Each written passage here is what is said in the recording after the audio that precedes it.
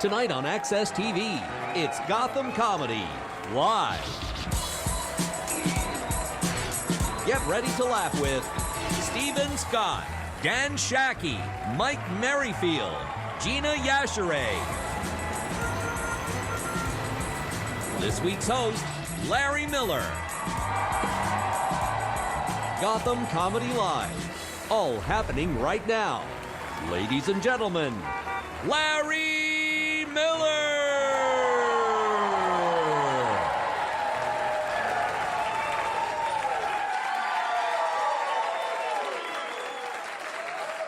Thank you, and welcome to Gotham Comedy Live. And that cheer was accepted, and I'm grateful. But it was way too much. Let's all agree on one thing, because there are certain I don't care where you're from, there are certain things everyone in our country has in common. Here is one. Things we've all come to believe. Number one, working out is a waste of time. It is. It's a stupid waste of time. A friend of mine runs marathons. He's always talking about this runner's high. But he has to go 26 miles for it. And that's why I smoke and drink.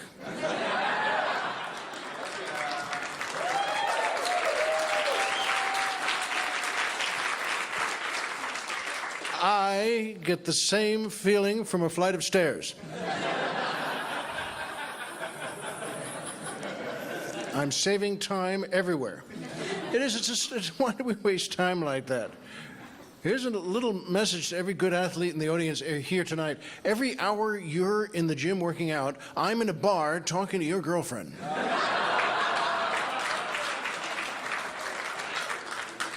I may not be strong, but I'm there.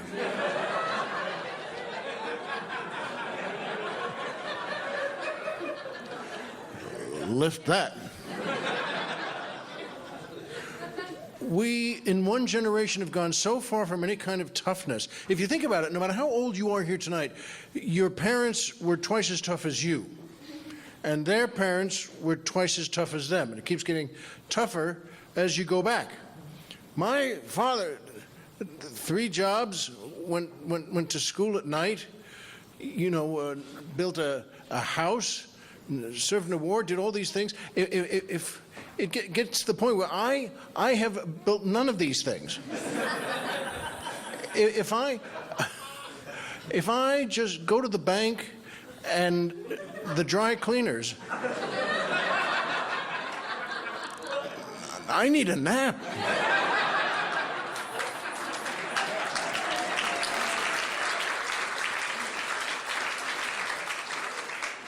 It's awful. What happened to us? When we all just... But that's all right, as long as we know there's no need to be tough. We drive our kids as nuts as we are. If we're spoiled, they're going to be even more spoiled. And that's the way it's got to be. There's, my kids are at the point now where how do you even discipline them? What are they going to even say to their kids as a threat? When I was your age, we didn't have jetpacks. We drove to school.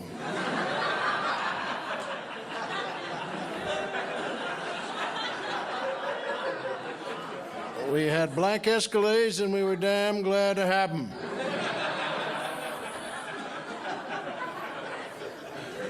Some of my friends couldn't afford the spinning wheels. It still fills me with rage. What have we done to them? Leave them alone. You know what? It gets to a point. I think the craziest thing we've done to them, I think that the greatest source of meanness we have is Little League. Now, if it gets to a point when it comes to Little League, you may say, well, Larry, wait a minute. Isn't Little League all about the kids and sunny days and friendships that will last a lifetime? Well, yes, but only in the sense that prostitution is all about working outdoors and being a people person.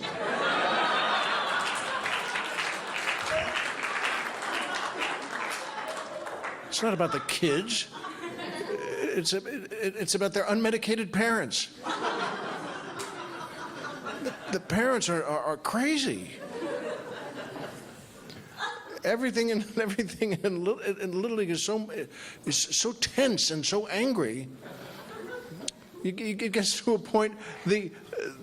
I'm not afraid of terrorists in the United States because I think Little League mothers will protect us. They're so tough.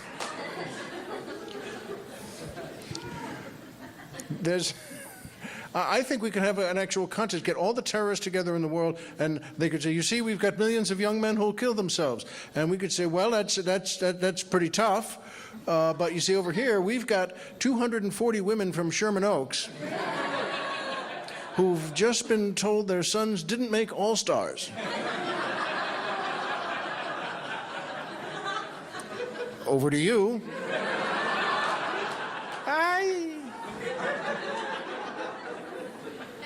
We put too much pressure on these goofy things. That's why we get athletes into trouble and they get themselves into trouble. There's so much pressure.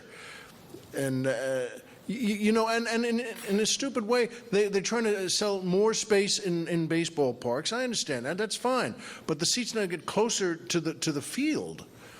You know, so now foul balls go into these stands like rockets. Just and the announcer always says, now there's a lucky fan. Oh? Really?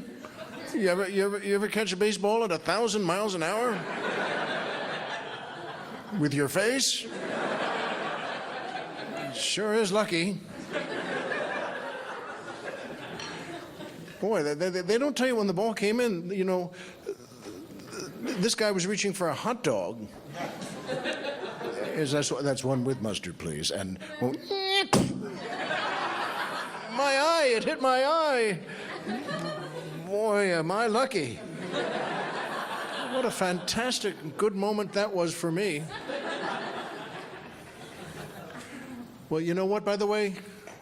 Let it go. There are certain things in your life you should not be doing after a certain age, okay? If you're over 30 and still lean out car windows going, whoo,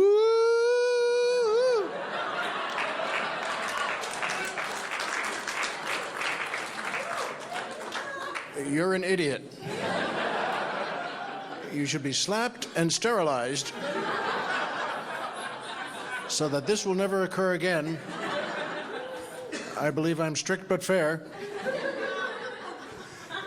If you're over 30 and still think, yeah, I could turn pro, you're a moron. Let go. I was watching TV with my wife, and the ad came on for that eHarmony, the dating service where they say they match you up on 29 levels of compatibility. And I turned to her and said, I don't think we have any.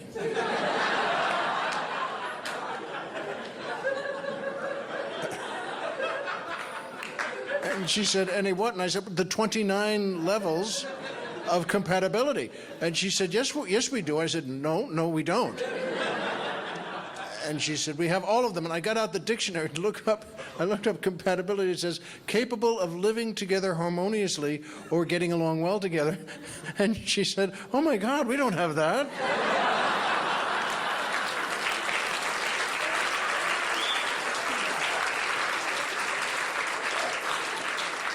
I said, that's the point. That's good. Marriage has nothing to do with compatibility, okay? First time you can't make a house payment, it doesn't matter that you both like red.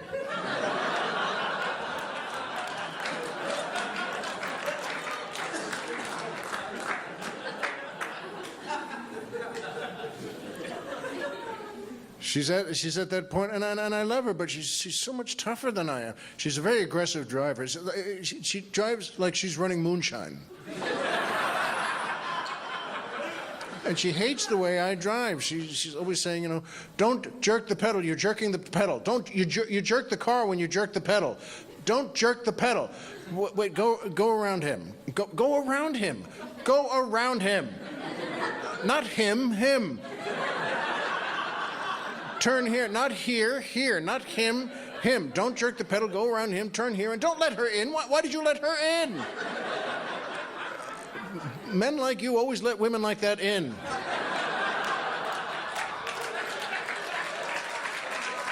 Thank you.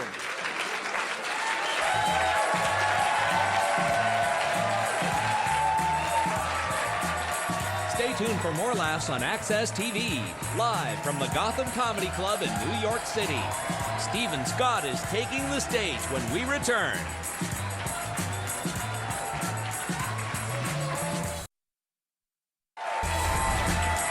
Welcome back to the Access TV presentation of Gotham Comedy Live. More laughs happening right now.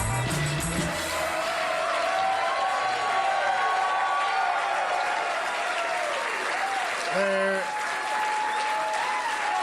is nothing better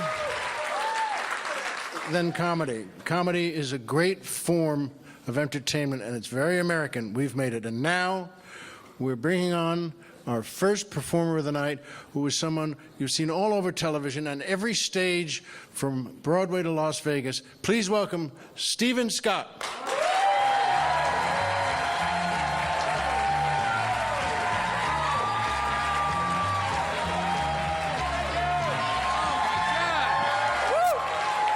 Oh my goodness! That is some serious energy.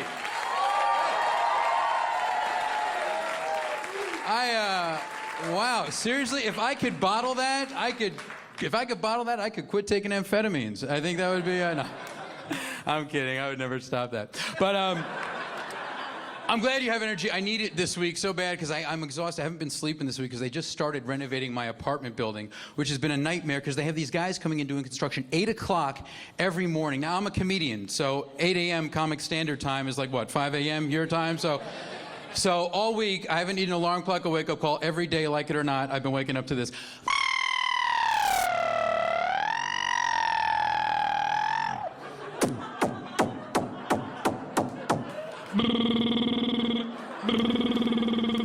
Pero para la gracia, Torre Viejo.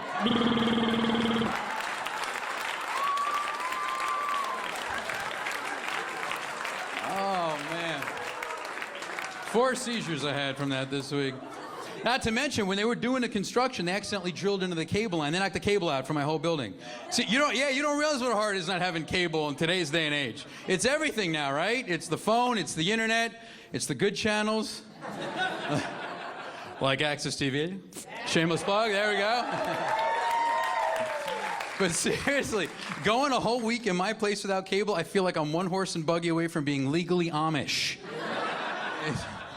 But I find it interesting how people have very different noise tolerances for stuff, usually based on where they're from. Like New York City people have a very high noise tolerance. My buddy was teasing me when I was complaining about the construction. He lives in the city. He's in Manhattan, but he's uptown, like way uptown, like near Vermont. And so, ooh, you guys are taking geography. That's great. So he lives on the 2nd floor of one of those buildings like we have in the city where it's right in front of where they got the elevated subway tracks going by. And I'm like, how do people live there? Like, I'm whining to you about construction in my place for, what, 5-6 days? His place, we're talking like every 5-6 minutes. You know, you can't even, you got an 8-train barrel in front of your place. You can't even have a conversation. It's like, hey, dude, what's up? Not much, man. It's funny, though. I just got back from the...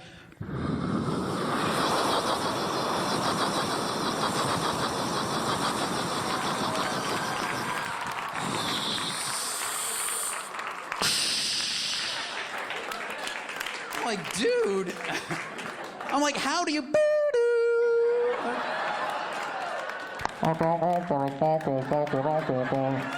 Seriously, can we fix that? 2014, we got robots on Mars, we're cloning sheep. Can we fix the PA on the subway is all I'm saying. No, seriously, we need to get our technological priorities together in our country. We're always building new stuff. Let's fix the old stuff first. How is it possible? 45 years ago, actually this summer, we just had the anniversary. 45 years ago, we had the technology. Back then, we were putting dudes up on the moon. Now, think about this for a moment. The moon is 250,000 miles away and in the middle of outer space. Yet somehow everyone on Earth had no problem hearing this man say, "That's one small step for man."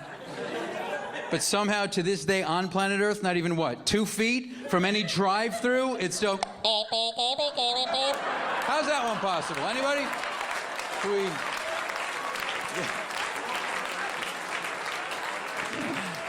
Could we maybe get the lovely folks at Apple to do something about that? Speaking of which, yeah, you know what we really need to do fix technology-wise are the cell phones. Those have been out a while. They need to work now, don't you think? I was just talking to my dad tonight. He called me earlier. He called me from his cell, and I hate when my dad calls me from his cell because, well, it's embarrassing having a dad in prison. And so I just want to make sure you're paying attention. Okay.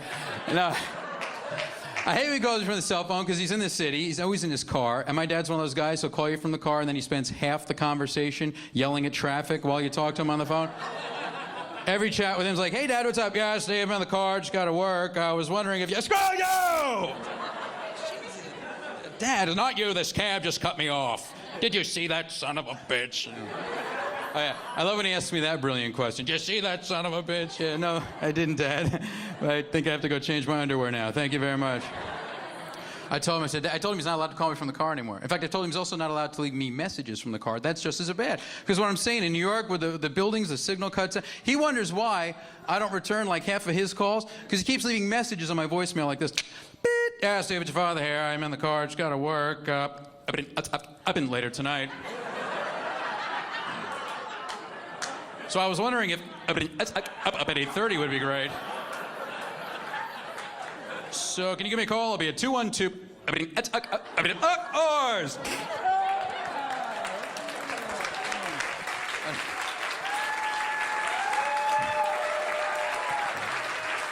My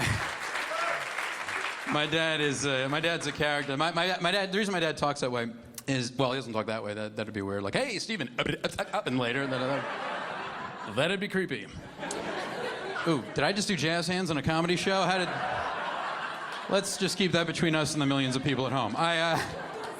No, the reason my dad talks that way, my dad's a newscaster, so he's got that really deep, loud, authoritative broadcaster voice, which on TV is great, but in public, unnecessary.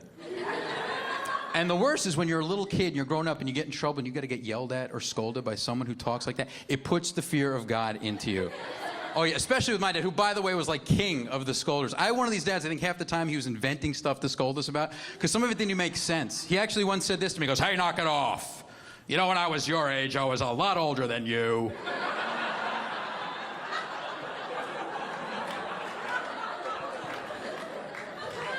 I think Dad's been drinking. But the worst, though, is if ever I was so bad that my mom would have to go and, like, call him up at work. You know when moms finally are fed up? They've had, that's it, I'm calling your father.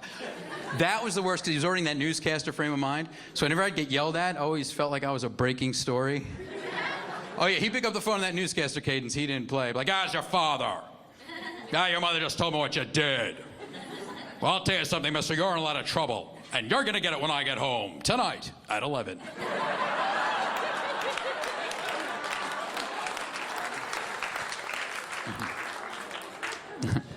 My mom is funny too with the messages. Her problem is the opposite. My mom will call you up. You know, if somebody has a story to tell you, they'll call you up on your machine and they'll say, hey dude, I got a funny story for you. Call me back, and then you call them back and they tell you the story. My mom just leaves the entire story on the answering machine. And it's not even important stuff. It's like where she went shopping that day, medical updates from distant family members I hadn't even seen since I'm 8, you know. So I basically got a brand new phone number just for my parents to leave me their crazy messages. And I have a good old-fashioned answering machine to go with it, with the button. So now when I'm home and they call, I listen to their messages like this. Hi, sweetie, it's your mother. Remember me? I'm the woman who gave birth to you. It's been 3 days and I would like to know that you're still alive. Look at me, I'm sitting here and I am reading through the obituary column. And I am not seeing your name anyplace. So I'm expecting a call. Love you. Beep. Yeah, Steve, it's your father here. I'm in the car. Your mother's calling. Up at where you are. So, ours. Beep. Hi, sweetie. Guess who? I love Guess Who. Like I have no idea whose voice. Sweetie, it's Mom. Where are you? Wait, lunch next weekend. Because it's your sister's birthday. And everyone's coming over, and we're shopping yesterday, and I bought the most beautiful 30% off. I couldn't believe it. And the woman with him, because Aunt Sylvia's stool sample came back from the lab. I don't know, the doc when I was 9.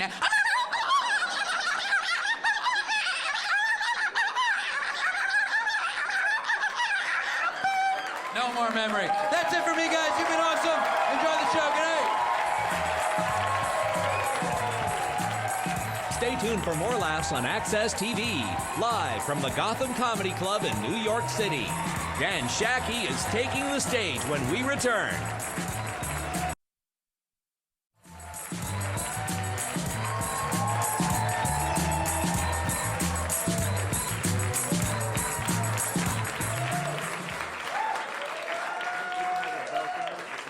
Our next performer is a great comic, and tonight is an exciting show for him because it's his first time on television.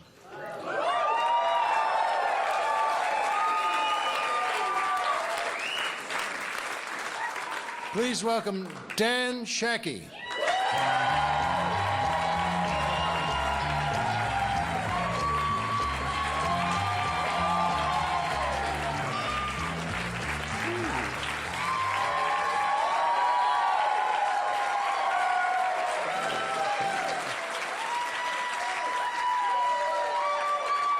Thank you.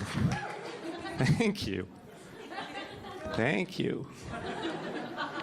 I've been going to the beach a lot this summer. I was at the beach, and these girls asked me if I could take their picture. I already did.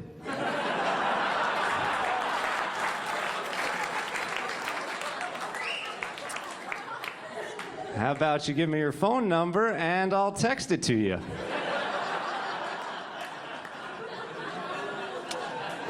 Just looking for love.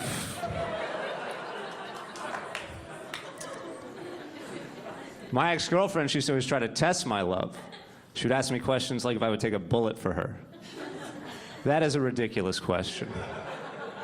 Most murders are committed by somebody we know. So I would like to take that bullet, but statistically speaking, I'm going to be the one pulling the trigger.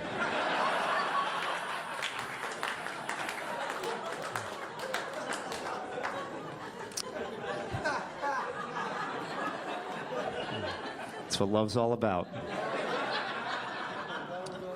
I live here in New York City. I live in Astoria, Queens. Got some neighbors. It's kind of a weird neighborhood. I had to call for a cab to the airport, and I said, hey, can I get a taxi to LaGuardia at noon tomorrow? And the guy goes, okay, bye.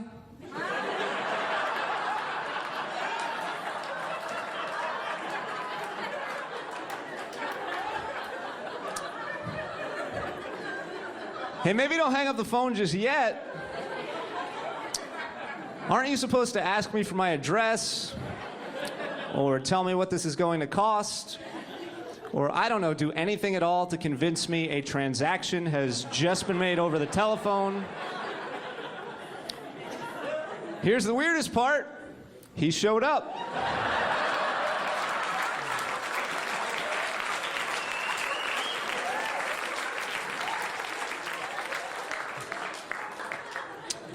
Mentally, I am an adult male. I have it together.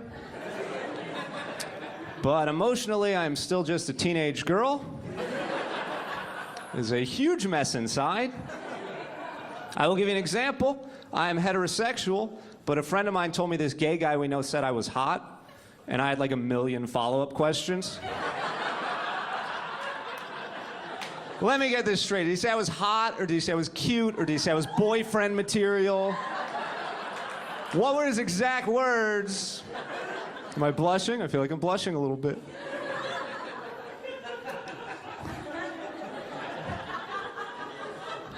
Some guys, they're really homophobic. If they heard that, they wouldn't go near him. But that guy made my month. I'm getting my life together because of him. If I'm going somewhere and I think he's going to be there, I'm not going to do anything with him when I see him, but I definitely think about what I'm wearing before I leave the house. That guy believes in me. I'm not going to let him down.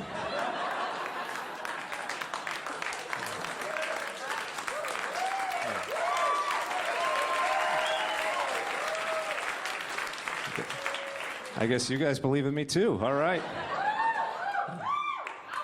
I haven't joined a gym because of this. I'm in my 30s, so my options are either join a gym or get married. And the gym at least lets me go month to month.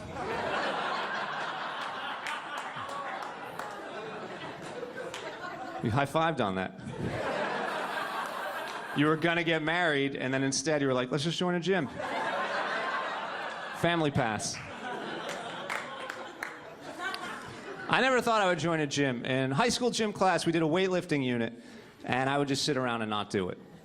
And one day the gym teacher pulled me aside, and he said, Dan, when you're an adult, you were gonna pay your hard-earned money to join a gym and lift weights. So you should really take advantage now. And I had no idea that the guy who wore sweatpants to work was gonna be 100% right.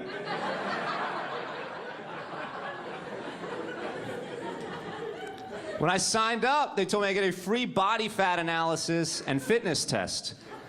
And they asked me if I want to do that in a group or one-on-one. Who's choosing to do a body fat analysis in a group? Most people wouldn't do it alone with a mirror in the room. Fitness test, that's a big scam. They just want you to hire them to be your personal trainer. And if I'm going to pay someone to pretend to be interested in my body, it's not going to be this guy named Steve.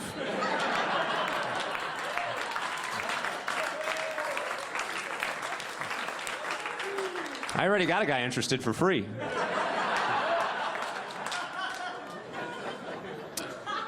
I really just joined the gym because I went through a bad breakup and I thought it would be a good distraction.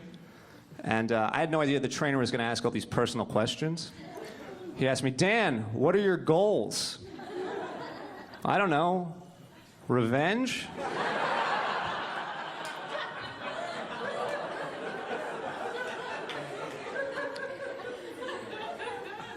I can't really relate to anybody at the gym. There's this guy I see there, and he's lifting weights every day, but he has a mullet. How do you care so much about how you look, but care so little about how you look?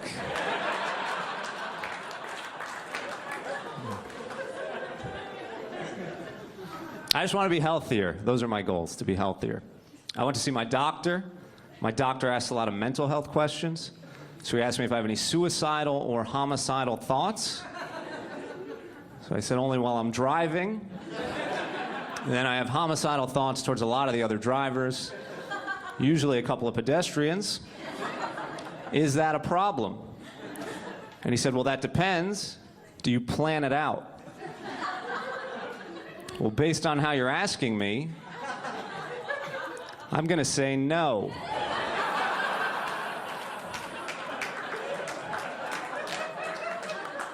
And then I saw him write something down. And I thought, oh, why'd you have to write something down? Now I have to kill you, too.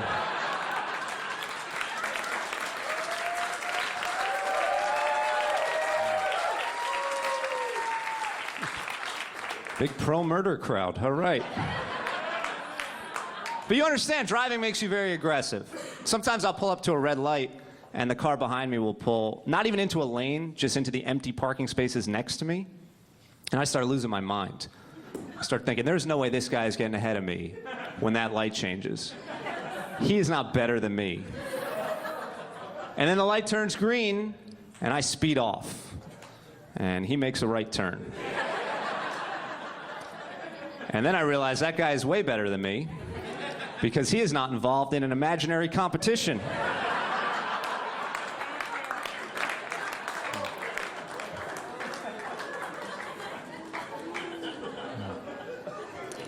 It's just my insecurities. I'm insecure about things. As I get older, I'm getting better at pinpointing my insecurities. I have a crooked spine and I have crooked teeth, but I was blessed with 20/20 vision. So I could see all my imperfections just in perfect high definition. Decided to fix my teeth, though. I got those invisible adult braces. I had them for 1.5 years. Problem is, people would always notice them. So they're not so invisible that you can't see them. They're just invisible enough that people would ask, hey, what's going on with your mouth?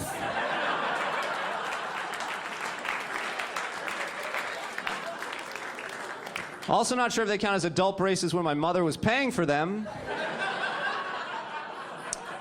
But that is the title. Sounds better than big boy braces. Worst part is I've learned looks, they're not that important in life. Here's how I found out. I told you I joined this gym. I slimmed down a lot from it. And you learn a lot about yourself when you get into shape. I learned the reason I hadn't been getting laid was my personality. Thank you guys so much.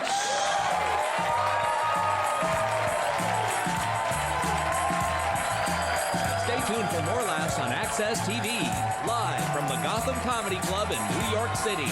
Mike Merryfield is taking the stage when we return. Welcome back to the Access TV presentation of Gotham Comedy Live. More laughs right now.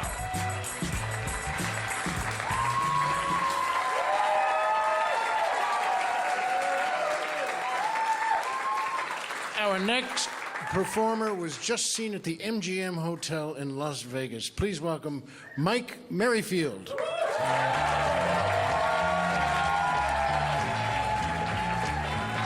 Thank you. Thank you. I'm on television. Right?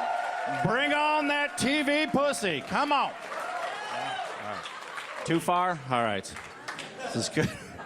I actually am single. I went through a divorce or whatever, and good timing on my ex-wife's part, because I'm 42, I'm bald, I'm almost completely unfuckable. Really came in under the wire.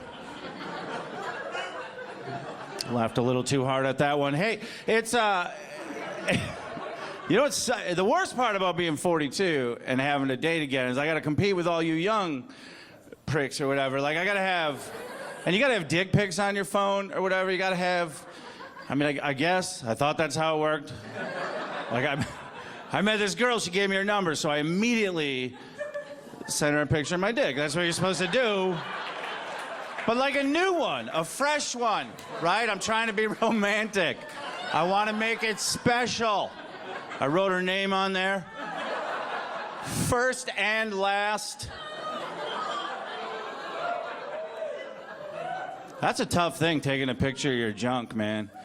I mean, when you're 18, you purple shirt, how old are you?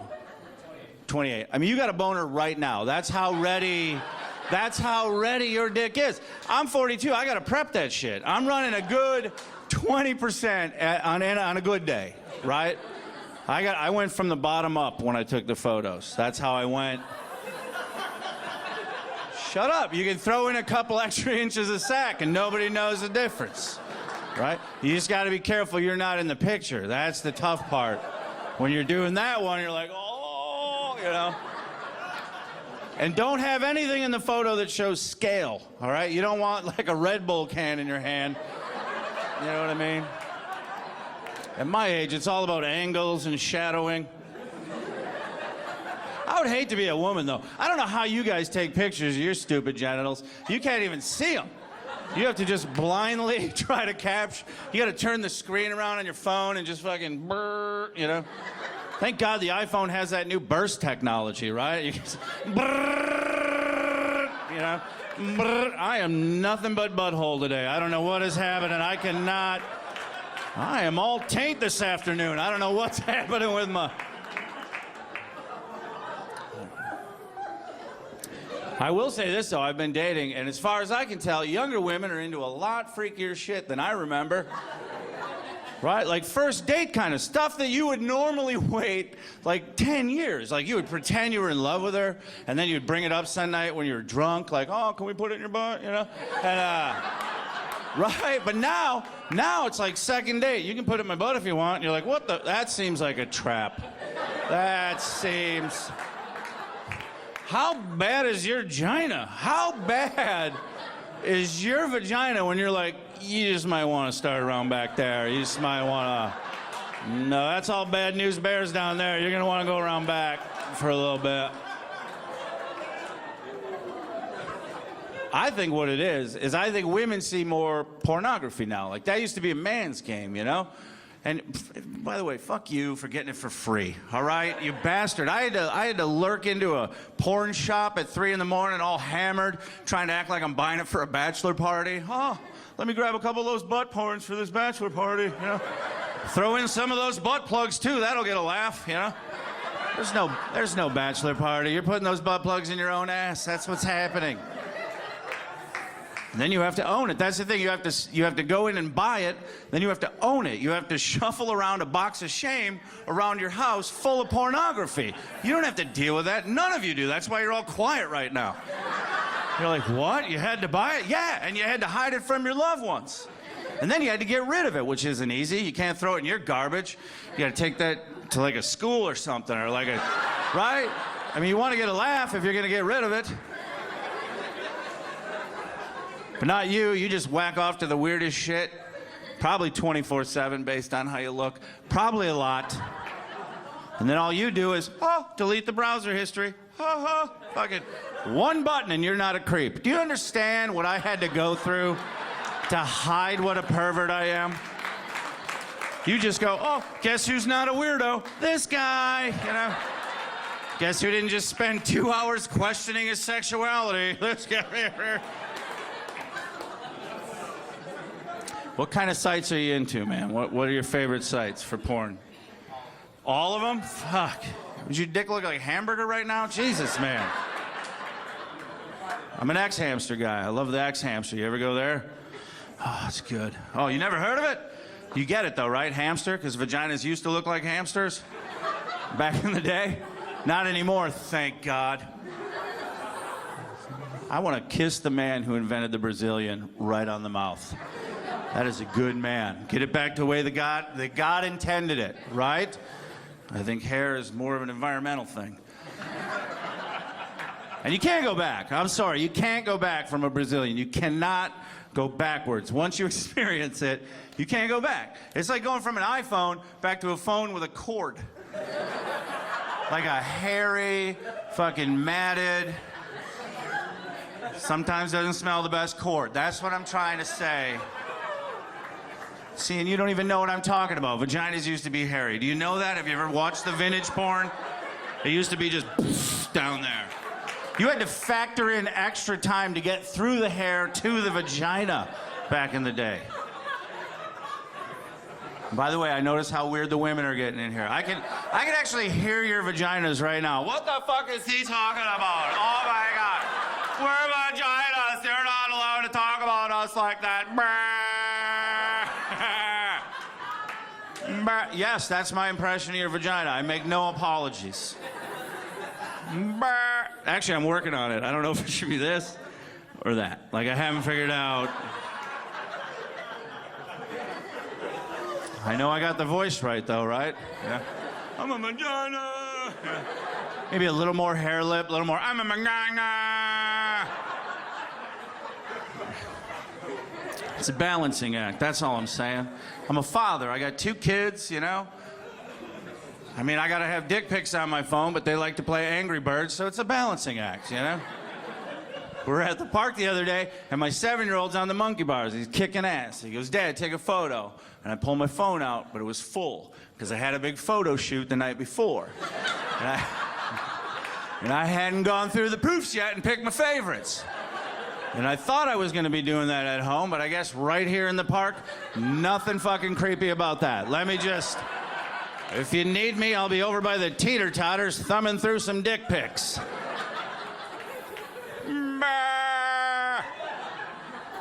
I wish I had a vagina, right? I mean, I don't think I'd be a responsible vagina owner if I had one.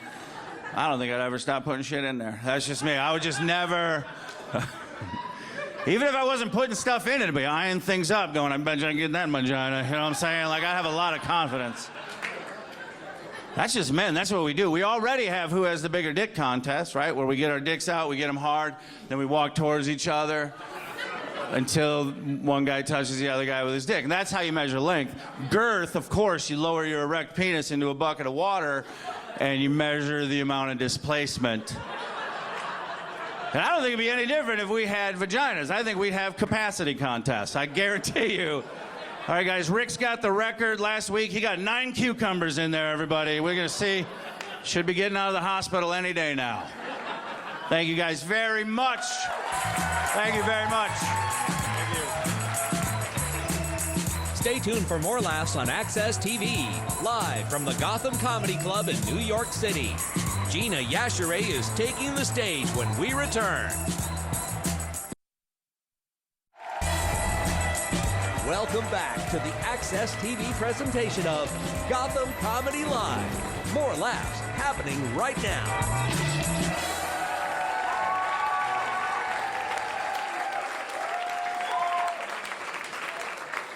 Our next performer has been on The Tonight Show, and she's very proud of that. Please welcome Gina Yashere.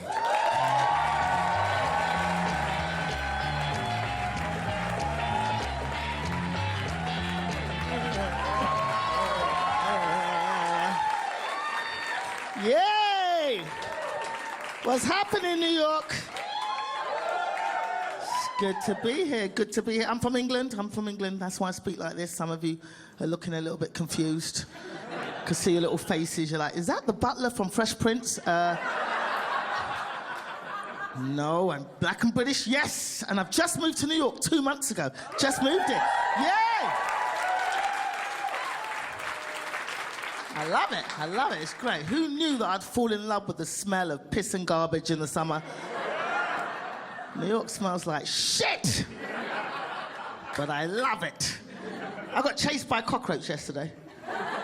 I was walking down the street and this cockroach came out the drain and I was like, ah! And the cockroach was like, oh, what, bitch? And then chased me. But I like it. I've been in America a few years. I like America. America! Fuck yeah! America. That's how you sound to me, Americans. I don't know if you know that. Whenever you guys speak, I can't tell the difference between all the different American accents. The only one I do recognize is the Southern American accent, because I hear that accent, I go, ah, that's the kill black people accent. You know, I'm getting the fuck out. But all the other accents, I don't know. So whenever you guys speak, all I'm hearing is that song in my head. America! Fuck it. That should be your national anthem, Americans. How much more interesting would the Olympics have been if your athletes got up on the podium and just went, America! But I like it. I've been living there a while. I've learned a lot since I moved here. I've learned a lot about Americans. I've been studying you people. What have I learned?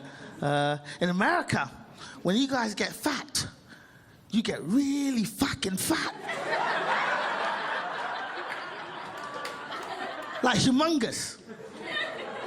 Like cartoon fat, like...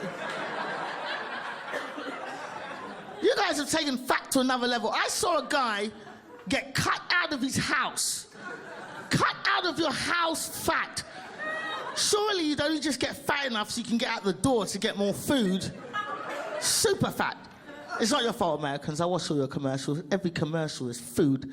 Get this great big burger with extra beef and cheese and chicken and steak and bacon and cheese and beef and chicken and steak and bacon and cheese and beef and chicken. All on a sesame seed bun.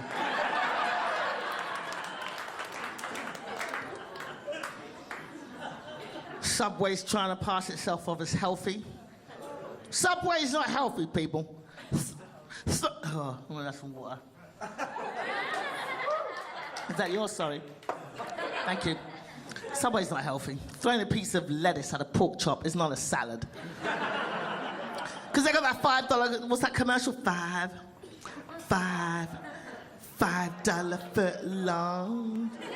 This is why it's so fat, Americans. This is the only country in the world that measures its food in feet. Who does that? Who measures their food in distances? You don't walk into a restaurant and go, hello, I'll have a mile of spaghetti, please. Miracle! I like America. I've been living here a while now. I've got health insurance now. I'm excited. Which is great, because I just recently got diagnosed with sleep apnea. Yeah, don't woo that. You obviously don't know what the hell sleep apnea is. For one, it's a fat disease. Fat people normally get sleep apnea. Now, I used to be fat. I lost the weight. But they don't tell you, you lose the weight, you can still get fat diseases. I feel cheated, people. I feel cheated. Right? If I'd known I'd still get fat diseases, I would have stayed fat. I like being fat. I enjoyed eating lamb chops for breakfast, lunch, dinner, and snacks. And for those of you that don't know what sleep apnea is, basically when I'm asleep, your throat is kind of collapsing in on itself and your airways are getting smaller and smaller and you keep waking up all night. Basically, my neck is trying to fucking kill me while I'm asleep. Basically. So you never get a good night's sleep because you're always suffocating and waking up to 50 times a night. And if it doesn't get treated, it leads to all kinds of things like heart attacks, strokes, diabetes, death, and snoring. Yeah, I said snoring after death, because in my opinion, snoring is worse than death. It's not sexy for a woman to snore, right? Guys can get away with snoring. Women, listen, I'm a woman. I always thought that I slept cute. Every woman in here thinks they look cute when they're sleeping. Not all of us do. I found out on vacation with my friends when one of the bitches filmed me.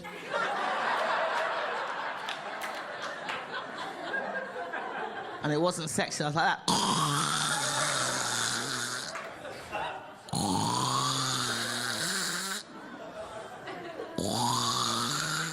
And then I stopped breathing.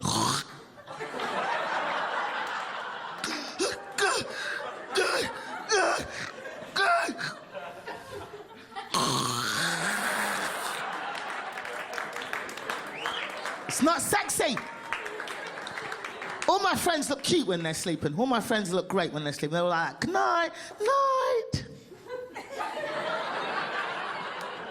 They all look like they're having their labias tickled with a feather.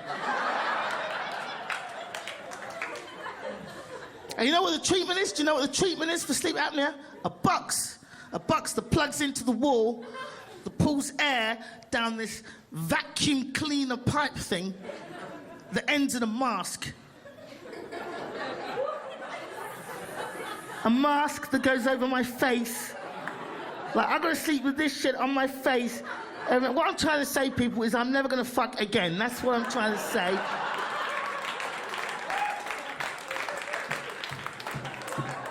This shit isn't sexy.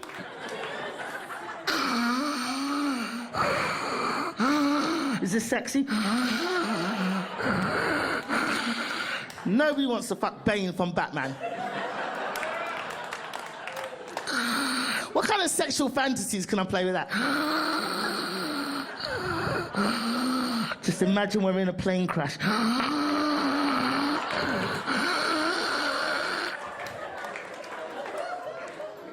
Not sexy.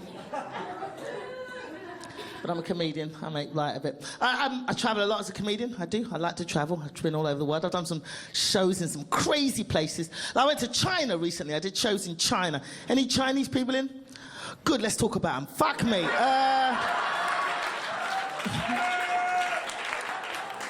I have never been coughed on and spat on so much in my entire life. I'm sure some of you have been to Chinatown. You know what I'm talking about. Chinese people cough and they don't close their mouths. They don't care. Like, Pah! And it's like they pull up the phlegm from the bottom of their feet. Pah!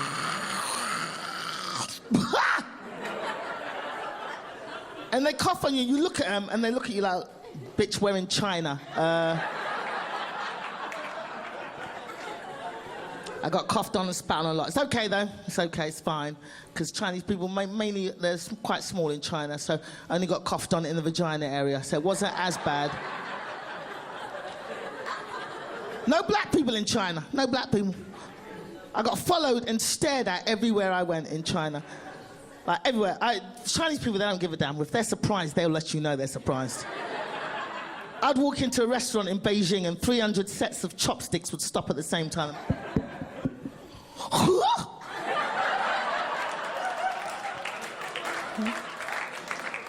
And a Chinese woman following me down the street, filming me with her cell phone, just doing this.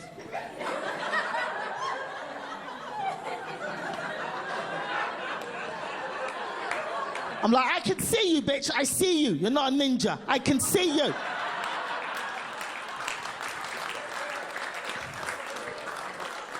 Hole in the floor toilets. Do you know about this? Hole in the floor toilets. Holes in the floor. Holes. Now, this is China. They make everything we produce nowadays. They make everything we use, right? I know they can build a proper toilet. I've used those holes in the floor toilets in China, and they're surrounded by ceramic. So they obviously have the materials. They're just messing with us. So you got to squat and aim. You got to squat and aim. You got to squat. You got to squat and aim. You got to squat and aim over the hole. You got to squat and aim. I found out in China that my aim is off. What happened? I was peeing, and I farted while I was peeing. Now, every woman knows what happens, but maybe some guys you don't know. What happens? If you fart while you're peeing, it throws off the trajectory of the pee. That's science, sir. That's science. Science. So I pee, I fart, knocks off the pee at a 47.3-degree angle. Basically what happened, I ended up pissing on the woman in the next stall. She was very upset with me. She came out and shouted at me in Mandarin, and then she coughed on my vagina. Thank you very much. Thank you. Thank you. Thank you. Stay tuned for more laughs on Access TV, live from the Gotham Comedy Club in New York City.